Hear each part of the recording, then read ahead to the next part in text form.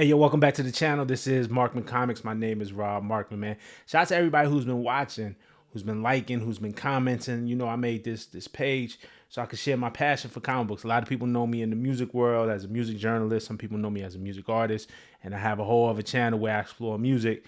That's Rob Markman on YouTube. But this Markman Comics, I built specifically as a space just to show off my love and my passion for comics and, attract other people so we could talk, we could build community and stuff like that because I really love this thing. So this episode, this video, the best X-Men artist of all time, I want to talk about it, all right?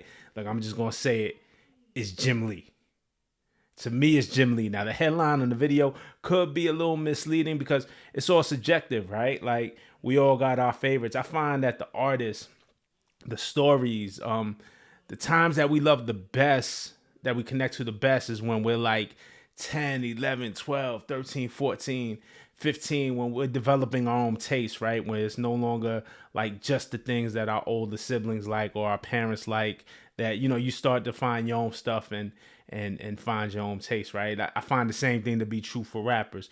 When I'm like 13, 14, I mean, this is Nas Illmatic era. This is Enter the Wu-Tang era. A couple of years later, you get Jay-Z, you get Notorious B.I.G. And to this day, these are still my GOATs. So, it's something about that age, right? When you're that young teenage, again, when you 10, 11, 12, 13 is your first teenage year, like, and you start developing your own taste. So, around this time, around this era in comics, it was X-Men, man, and it was all about Jim Lee. And I know folks older than me who will argue that John Byrne is the best X-Men artist ever. And they're not wrong. John Byrne is amazing. I know a person or two who may go to bat for Paul Smith or Dave Cockrum because, those were the artists who defined how the X-Men looked and felt, once it became out of the original five, when you had Cyclops, Jean Grey, Beast, Angel, Iceman. The book was kind of dying. The book fell into reprints.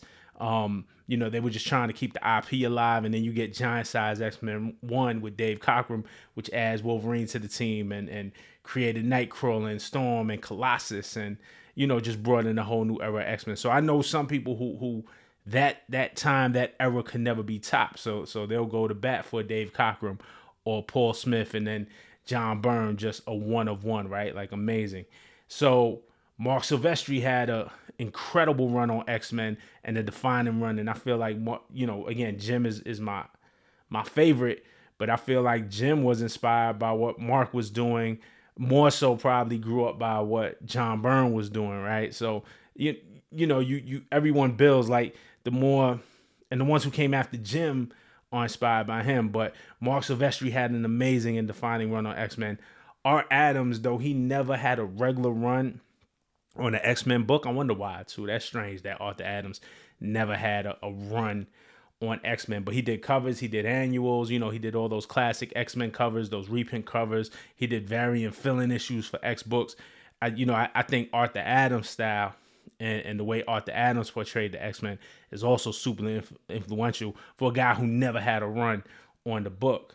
If you're a little younger, Joe Madureira, and his manga inspired X-Men might put him at the top of your list, or Chris Bachalo might be at the top of your list if you're a little younger, if you came after the Jim Lee era. But for me, it's Jim Lee, right? And I got inspired to do this episode. I was listening to Rob Liefeld's latest episode of his podcast called Robservations, where he predicted, he did a couple of parts of this, and he made predictions of like the next 5 big things that are going to happen in comic books. And one of his predictions was that he believes in the next couple of years, Jim Lee will return to the X-Men, which would be incredible.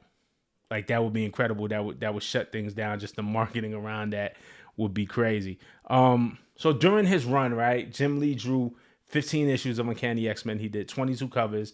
Then he got his own X-Men spin-off series in 1991 and drew the first 11 issues before spinning off to help create Image Comics. He was a co-founder of Image Comics, and he did Wildcats, and he had Wildstorm, and now he's at DC. Like, illustrious, just Hall of Fame career.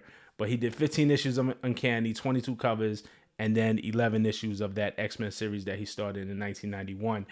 The first issue of that X-Men series is the best-selling comic of all time. Many of you know this already. I'm sorry if I'm repeating information, but that first X-Men #1 from 1991 sold 8 million copies. So today I just wanted to go through this book that I bought some time ago. I'll show it right here. Again, I was listening to Rob Liefeld's podcast. So this book right here is Jim Lee's X-Men Artists Edition by IDW, and it collects some of Jim's best original art and reprints the raw ink pages, right? I'm going to use this video to go through some of my favorites, and then I'm going to A-B them on the screen with what was printed, right? And again, this is just appreciation for Jim Lee. He's my favorite. This is just showing why he's my favorite. I'm not going to be on camera for a lot of this, all right? So we're just going to set it off. I want to start with Jim's first issue in Uncanny X-Men 248 from September 1989, all right? The artist edition doesn't have the original cover, but here's the first page featuring Wolverine, who Lee had drawn before while he was doing Alpha Flight and Punisher War Journal. So we had seen Jim Lee's version of Wolverine before. And so let's just start at page 1, right? This a solid page, man. Right away, Wolverine jumping right at you, you know what I'm saying? Dope defining action pose. But you could see, you know, as we go through this, how Lee's style developed the deeper he gets into his run. And when he finally pairs with Scott Williams as his inker. And no disrespect to Dan Green, but the way Scott Williams inks complemented and elevated Jim Lee's style is just undeniable. Those two together are fantastic. But you could see the original page here, and then side by side with how it printed. And then if we go to the next page, there's a splash page with the Reavers. So there that is right there. You see the splash page with the Reavers. So, you know, it's cool. You could see, again, his style is going to develop, but especially on this splash page, you could see Jim's definitive style coming out. And you know, he starts to take what Mark Silvestri did a little further. You know what I'm saying? Let's go to 267. By the time we get to 267, which is the second appearance of Gambit, or, you know, it could be the third appearance of Gambit if you count the annual. You know, that's a big debate, right? But look at this page right here, man. And Scott Williams is on board now. So you can see their style start to develop, the action. The inks are so heavy on this. Just you can see the darkness in Gambit's eyes, as opposed to the brightness in Storm's eyes, right? And if you remember the storyline, if you followed the storyline, Storm had gotten turned back into a child, and that's when she meets Gambit. You know, they reverse time on her, so Storm has to grow up again. So Storm is like a teenager here. She might be like 14 here, maybe 13, 14.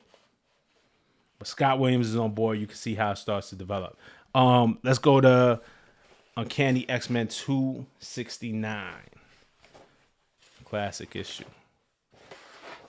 Boom. All right, so 269. So Art the Bear actually inked Lee here, and he went on to do some more X-Men work in the future too, right? But we start off here, a literal splash page with Rogue, and you know, you could start to see some of the anime style creep into. I mean, look at Rogue's eyes, just the wide eye kind of reminds me of anime here. But this was a dope splash page, like did a literal splash page with Rogue. I thought that was dope. And then this is also the first time that we see Rogue in her Savage Land costume, which, you know, for everybody who reads X-Men, like, this was a classic time. You know, and then it shows up again on the classic cover of Uncanny X-Men 274. And we'll show that right here. Again, I mean, just look at these raw pencils. This is so crazy. And then we see what's finished. And if you watch X-Men 97, this issue becomes influential when just defining the relationship between Rogue and Magneto, all right? So we also have to credit Chris Claremont and his writing here. You know, though Claremont and Lee would eventually clash over creative control, and it feels like that whole thing was on the editor and how you set expectations. I'm gonna revisit that in a whole other video, because I'm about to go off on the tangent, and this will be like an hour-long video. I'm gonna make a separate video about this, but there was something interesting that happened between Lee and Claremont and just the changing of the guard, so to speak. And I'll go through old interviews. I'll do a whole other, video. I'll go through old interviews. And Lee kind of wrote some of that into the storyline. It's one of my favorite kind of X-Men, just like fun facts. All right. So let's go on to Uncanny X-Men 272. This has one of my favorite Jim Lee panels. It was during the Extinction Agenda storyline. For me, this is around the time when I first started collecting X-Men. And the Extinction Agenda storyline is still my favorite X crossover. I know it's not the best. I'm not saying that it's the best, but it's my favorite. So we're going to get into 272. Give me 1 second. All right. So we got 272, this title page right here. So basically the X-Men were captured, or most of them were captured in Genosha, and they were about to be tried. And this page just has so much dope detail to me. If you look at just the original art, first of all, we have Cyclops and Jean Grey and Archangel and Sunspot and Iceman. Love the way that Jim Lee drew Archangel. We have Cable on this page. We have Beast, Cannonball, Banshee, Psylocke, Gambit, Wolverine, and they're all captured. So there's not a lot of action on this, right?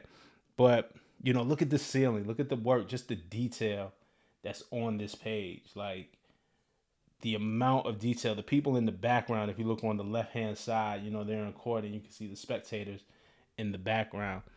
Like, this has just been one of my favorite pages. And honestly, I feel like if they remastered this page, it would be so much iller. I feel like, if we look at the version that was actually published, I actually don't think that it does the raw, art, the original art, very much justice.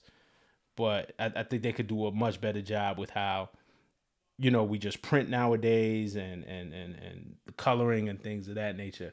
But this is one of my favorite pages. I want to get into original art, but it's an expensive habit for sure. And if I could get my hands on this original page, I mean, it's a spread. It's a double page. I consider it price dependent. But my guess is on the cheap side, and I think it's super cheap, would be like $40,000. And this might go for way more than that. I could be way off. I don't know much about original art. And the prices of it. I'm just getting into it. But I mean, just take this into comparison. The cover for Uncanny X-Men 268, that's the classic cover with Captain America and Wolverine and Black Widow. The cover sold for $300,000 in 2020. So $300,000 just for that cover. I think the cover came with some other things. I think there were some overlays that came with it that helped put, the details in the background and stuff like that. But $300,000 for that original art cover in 2020 of Uncanny X-Men 268. It's classic Jim Lee cover. Interesting fact is that Scott Williams originally sold it, because how it works is when an issue is done, after an issue comes back from production, they start splitting up the original art. So the artist gets some, the inker gets some pages. I think the colorist might get some, the writer definitely gets some pages. So they kind of split it up between the creative team, and they get to hold on to the original book. And then, but especially in the 90s, a lot of artists was just selling it. It was a way to just make extra income. I'm sure artists sell them now, the ones who aren't doing digital. So the cover sold for $300K in 2020. And then Scott Williams sold the original back in 1990. Scott Williams was the one who got the original cover, and he sold it for $650. So $650 in 1990. And then it's sold for $300K in 2020, which is wild. So this artist edition book, I recommend it. It's fire. If you haven't got it, I also have a Todd McFarlane Spider-Man one. I'll make another video on that. But I feel like I've been doing a lot of Todd McFarlane videos lately with the statues and stuff like that. So I just wanted to get into some Jim Lee stuff. But these artist edition books are fire. Here's the original art for the classic X-Men 1, right? This is the one that everybody remembers, the one that everybody loves. This one sold, the original art for this sold in 2022. I'm not sure for how much. I got to look up for how much. I'm not exactly sure. I was listening to Rob Liefeld's podcast, and I feel like he had given the price, but I couldn't find it online when I looked. But the original art for X-Men 1 the 4 connecting covers, all sold in 2022. So this is what the original looks like, and of course, here's what the finish looked like. Here's some interior pages, the classic Magneto page.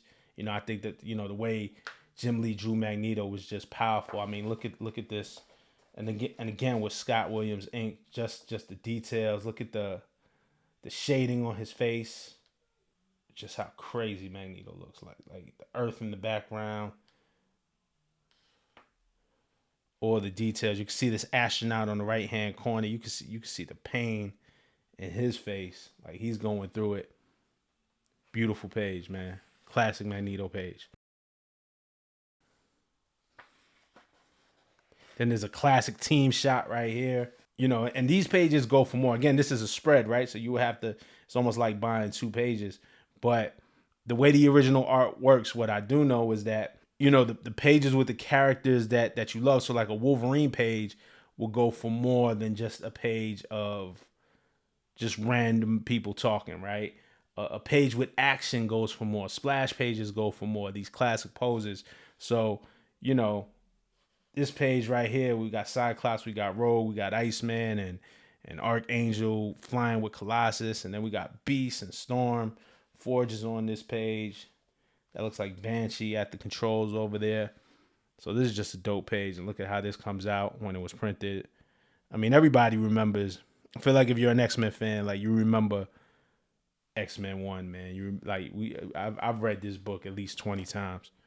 Crazy. All right. Then we got this other classic panel with Psylocke, Wolverine, and Gambit. Like that just looks beautiful. Again, gotta credit Scott Williams with the inking. When things are kind of getting dark but the detail is in it. Just look at the inking on Wolverine. This looks amazing. And then, here's how it came out for real, once we saw it. So I'm just blown away by I know I'm gonna get into original art, and I know it's gonna cost me a lot of money. Let's go to X-Men number 4, first appearance of Omega Red. That cover, we all know what that cover is, and that cover is crazy. And then shout out to Scott Williams. Scott Williams, I'll show it on screen. I actually bought this, and I got him to sign it at New York Comic Con. Scott Williams remastered this as a foil, so that looks fire. So that's the remastered edition, and then, of course, the edition that we all know and love. Then, of course, we get to this is the issue where the famous basketball scene happened with the X-Men just having an off day playing basketball. And if you watched X-Men 97, this is, was inspired by this. Then I always thought X-Men number 5, Wolverine versus Omega Red, I always thought that was an amazing cover. Look at this cover right here. Like the detail of Wolverine. Look at Wolverine's hand. You can see his claws. You can see that the bone, that adamantium is just exposed. Like that looks crazy. So this was ill. I'm telling you, this artist edition is fire. Like if you get your hands on it, if you're a fan of original art, definitely pick this up. They also have some original drawings from the Jim Lee X-Men cards that he did, right? So you see Wolverine here. You see the upstarts here. You see Storm here, and you see the Gold Team here. We got pinups here. We got promo art. And yeah, so I just go through this book from time to time and really get inspired, really get reminded why I love comics, why I love comic art, and that Jim Lee is the best. Y'all could disagree with me, but if you disagree, let me know who your favorite X-Men artist is. That's what I want to talk about in the comments. Who is your favorite X-Men artist and why? All right, so like, subscribe, comment, do all that, and until the next time I catch you. All right, peace.